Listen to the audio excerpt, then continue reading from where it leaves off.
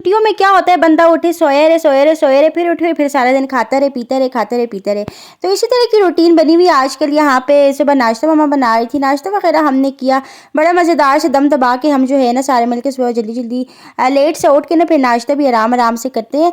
और आजकल इतनी हेक्टिक सी बेचारों की, ये मेरे कज़न्स आए हुए हैं तो उनकी इतनी हेक्टिक सी सिचुएशन बनी हुई है, इन्हें पता नहीं कोई टेस्ट देना है तो सारा दिन ना बैठ के बेचारे पढ़ते ही रहते हैं। सुबह नाश्ता करो तो फिर पढ़ो, फिर उसके बाद थोड़ी सी ब्रेक लेते हैं बेचारे, फिर उसके बाद खाना खाएं तो फिर पढ़ने बैठ जाओ, फिर शाम की ब्रेक होती है, फिर उसके बाद ये फिर पढ़ते हैं। तो सारा दिन ना बेचारे ऐसे ही पागलों की तरह बैठे रहते हैं। तो फिर मैंने कहा ये भी बिगड़े हुए थे थोड़े से, तो मैंने कहा चलिए जी मैं आप लोगों को ये पापड़ बना के देती हूँ। जिससे मैं तो सजाने की बहुत कोशिश करी थी लेकिन वो इतने लंबे लंबे थे कि मुझसे ना सज ही नहीं रहे थे। तो जी हमने पापड़ भी खाया। फिर पापड़ खाने के बाद ना कभी कभी खैर वैसे बंदे को डाइटिंग का बड़ा ख्याल आ जाता है, और मुझे तो स्पेशली बहुत आता है।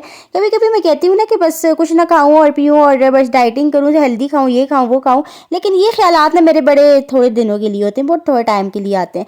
और ये साबिर के समोसे ना तो ऑल टाइम बेस्ट, कोई भी ना इनका मुकाबला वैसे कभी भी नहीं कर सकता।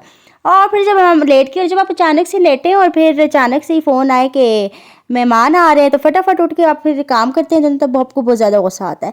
मुझे बहुत ज़्यादा आता है, बाकियों का खैर मुझे नहीं पता। तो इसी तरह मैं लेटी हुई थी क्योंकि सर्दी भी काफ़ी ज़्यादा थी और फ़ोन आया कि जो है गेस्ट आ रहे हैं।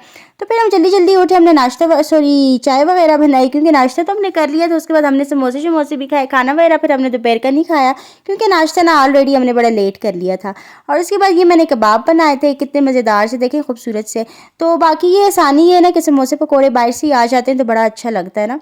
बंदे के ना बड़ा स्ट्रेस, बड़ा टाइम भी बच जाता है और बंदा थकता भी इतना नहीं है। तो ये देखें कितने खूबसूरत से फिर मैंने ऐसे सजाया।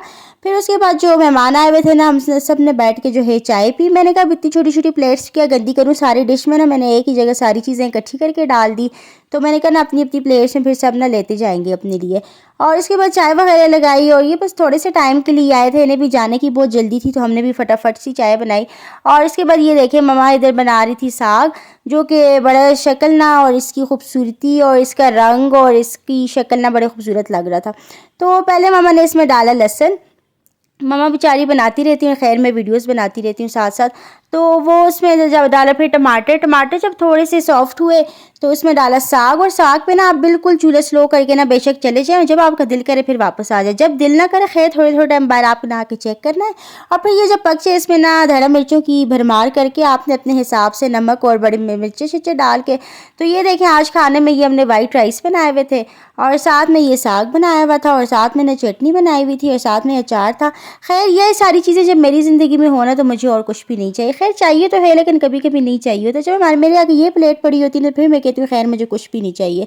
तो ये था आज का मेरा व्लॉग। आई होप आपको वीडियो पसंद आएगी। वीडियो पसंद आई तो वीडियो को लाइक करें, शेयर करें, चैनल को सब्सक्राइब करें। अल्लाह हाफ़िज़।